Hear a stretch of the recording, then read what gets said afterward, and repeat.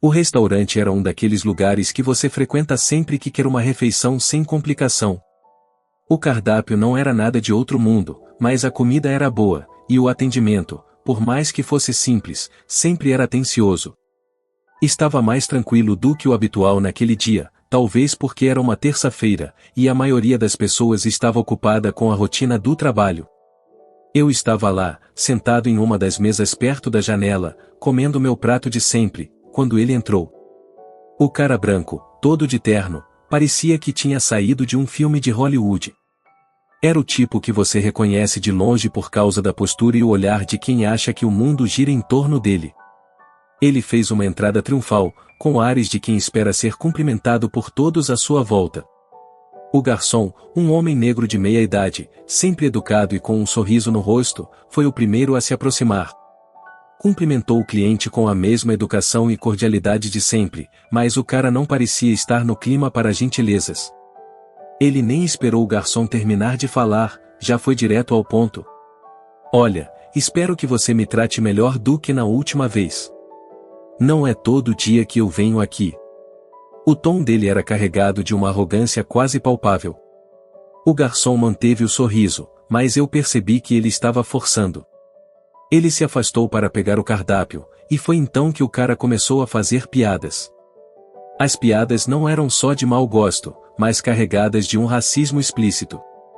Ele começou a falar alto, como se estivesse fazendo um show para todo o restaurante ouvir. Olha, eu só espero que você faça seu trabalho direito hoje. Não quero nenhuma surpresa, como da última vez. Ele riu de uma maneira que só acirrou a situação. O garçom parecia tentar se manter calmo, respondendo com a mesma educação de sempre, mas eu pude ver a tensão nos seus olhos. Ele se esforçou para atender o cara de maneira profissional, mas era visível que ele estava incomodado. A cada pedido que o cliente fazia, parecia que ele estava tentando provocar o garçom, como se fosse um jogo para ele. O jantar continuou com aquela atmosfera desconfortável. O cara continuava fazendo comentários, e eu comecei a ficar incomodado com a situação. O garçom, mesmo tentando não demonstrar, estava claramente afetado. Eu sabia que ele não merecia passar por isso, e foi um alívio quando o cliente finalmente terminou a refeição e se preparou para ir embora.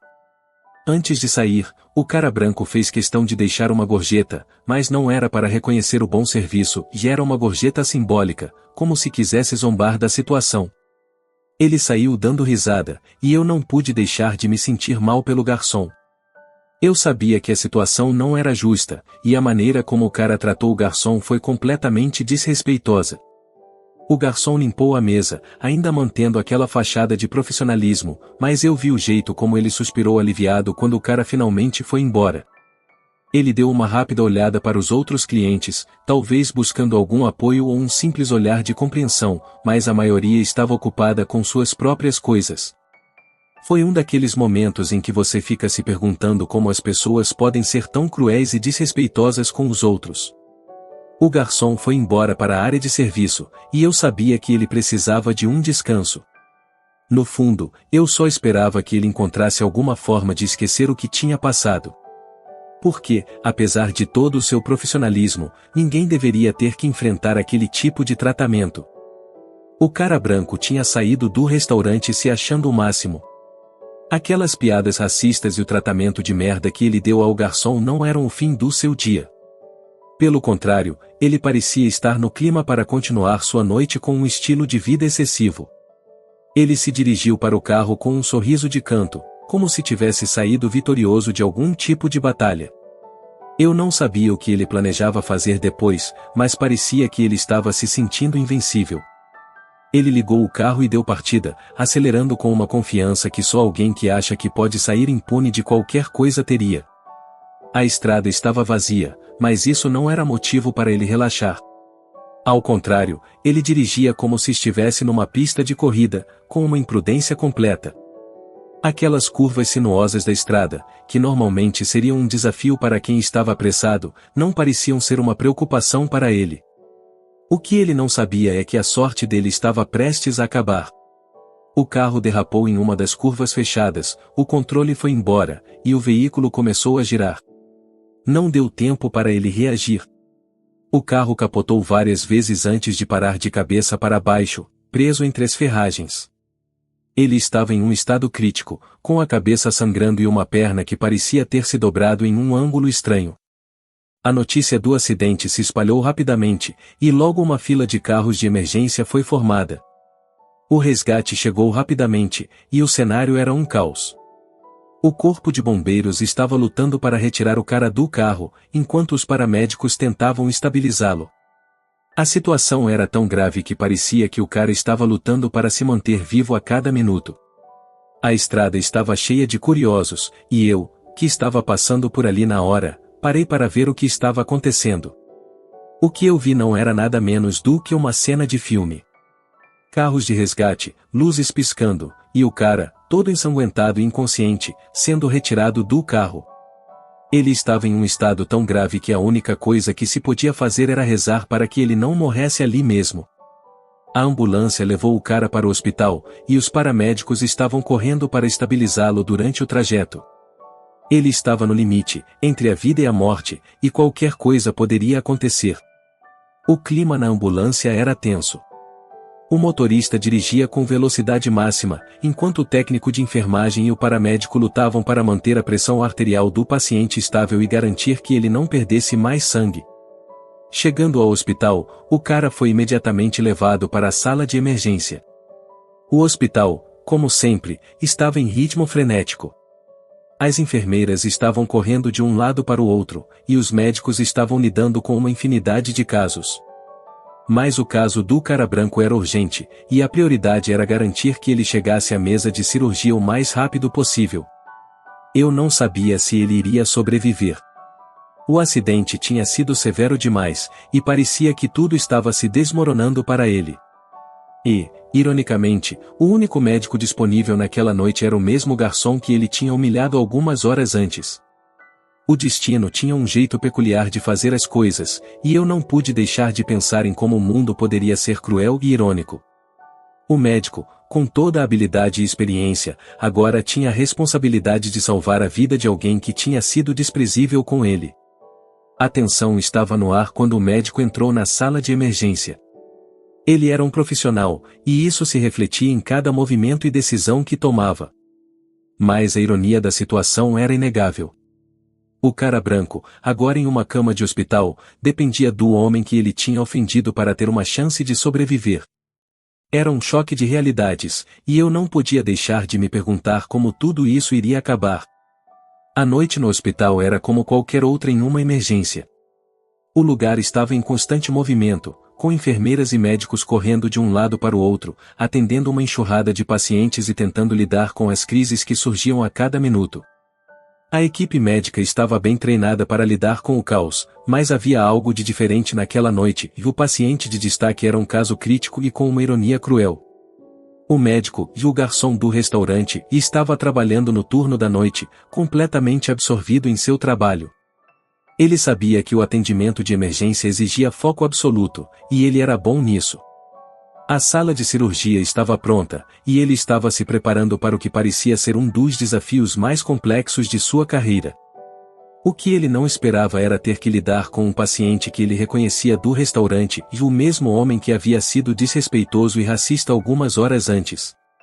O médico entrou na sala de emergência, onde o paciente estava sendo estabilizado. A equipe já tinha feito o trabalho inicial e intubação, controle da hemorragia e imobilização das fraturas, e agora era a hora dele assumir o controle. Ele colocou a máscara, lavou as mãos e começou a revisar o prontuário do paciente. A ficha estava cheia de detalhes sobre o acidente, mas o rosto do paciente era o que mais chamava sua atenção.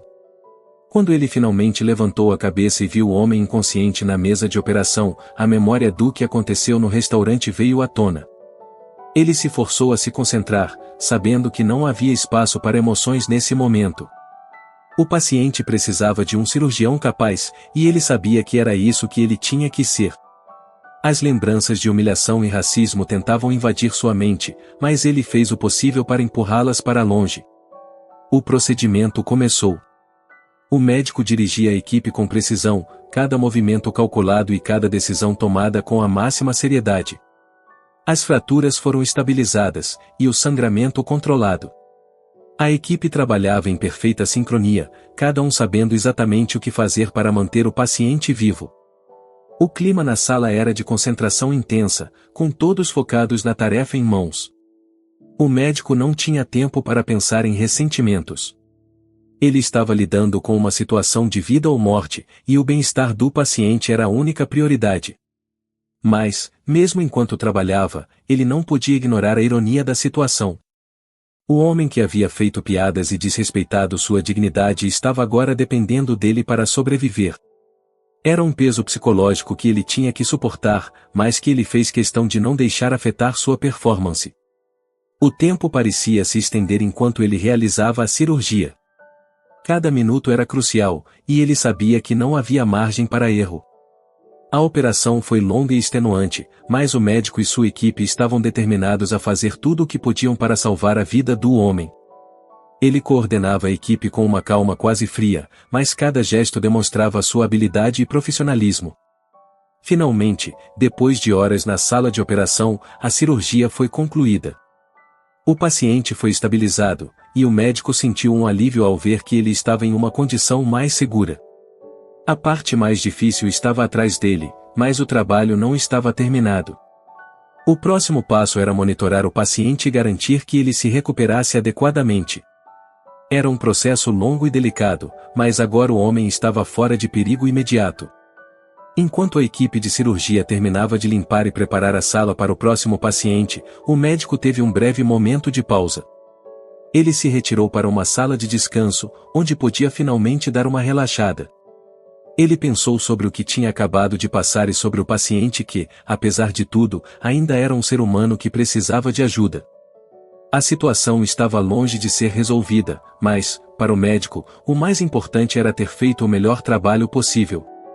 Ele tinha conseguido separar suas emoções e fornecer o atendimento necessário para que o paciente tivesse uma chance de recuperação. Agora, só restava esperar para ver como o homem branco reagiria ao despertar e como ele lidaria com a realidade de que o homem que ele havia desrespeitado tinha sido responsável por sua sobrevivência. O despertar do paciente foi um processo lento e confuso. O homem branco acordou em uma cama de hospital, envolto em bandagens e com um monitor cardíaco emitindo um bip constante ao seu lado. Ele estava fraco e com dor, com uma sensação de desorientação que se agravava a cada tentativa de se mover. A visão ao redor era turva, e o som das máquinas e dos murmúrios do hospital se misturava em uma cacofonia que parecia interminável. O primeiro pensamento que lhe veio à mente foi um turbilhão de perguntas: onde estou? O que aconteceu? Ele tentou se lembrar do que levou a estar naquela cama, mas as lembranças do acidente estavam fragmentadas e confusas. A dor era intensa, e o esforço para entender o que estava acontecendo parecia quase insuportável. Foi quando ele viu o médico entrar na sala. O médico, que ele tinha reconhecido do restaurante, estava agora vestido com um jaleco branco, seus olhos escondidos atrás de uma máscara e óculos de proteção. O homem branco se sentiu uma onda de culpa e vergonha tomar conta dele, misturada com uma sensação de humilhação. Ele sabia, de alguma forma, que aquele homem tinha sido responsável por salvá-lo. O médico, por outro lado, manteve uma postura profissional.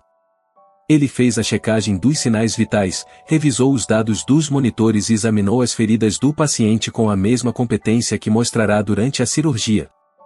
Ele estava lá para fazer o trabalho dele, sem dar sinais de que o reconhecimento do paciente tivesse qualquer impacto em seu comportamento.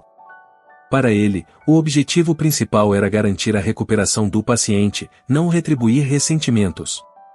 Depois de concluir o exame, o médico se virou para o homem branco e, com uma calma controlada, começou a explicar o estado dele. Você teve um acidente grave. Estamos monitorando sua condição e fazendo o possível para garantir que você se recupere.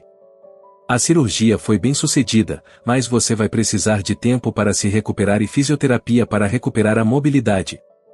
O homem branco tentou falar, mas sua voz estava fraca e rouca. Ele queria pedir desculpas, mas as palavras estavam presas na garganta. O sentimento de culpa era esmagador, e ele estava ciente de que estava em uma posição extremamente vulnerável. Ele não tinha como se esconder da realidade agora, e o homem que ele havia desrespeitado era aquele que tinha colocado sua própria vida em risco. Nos dias seguintes, enquanto se recuperava, o homem branco estava imerso em um mar de reflexões forçadas. Ele viu o garçom em diversos momentos durante sua estadia no hospital, sempre ocupado com outros pacientes e mantendo a mesma atitude profissional. Mas cada vez que o homem branco via, a realidade do que havia acontecido o atingia com ainda mais força. A recuperação foi difícil. Ele teve que enfrentar a dura realidade de sua situação e, além das feridas físicas, lidava com um profundo arrependimento. Os dias se arrastavam enquanto ele enfrentava a dor e tentava encontrar uma forma de lidar com o que havia feito. Ele sabia que as palavras de desculpas seriam apenas um gesto, mas não sabia como começar a se redimir. Durante o período de internação, o homem branco tentava encontrar uma forma de expressar sua gratidão. Ele começou a se envolver com os enfermeiros e outros membros da equipe médica, oferecendo um agradecimento genuíno pelo trabalho que tinham feito para salvar sua vida.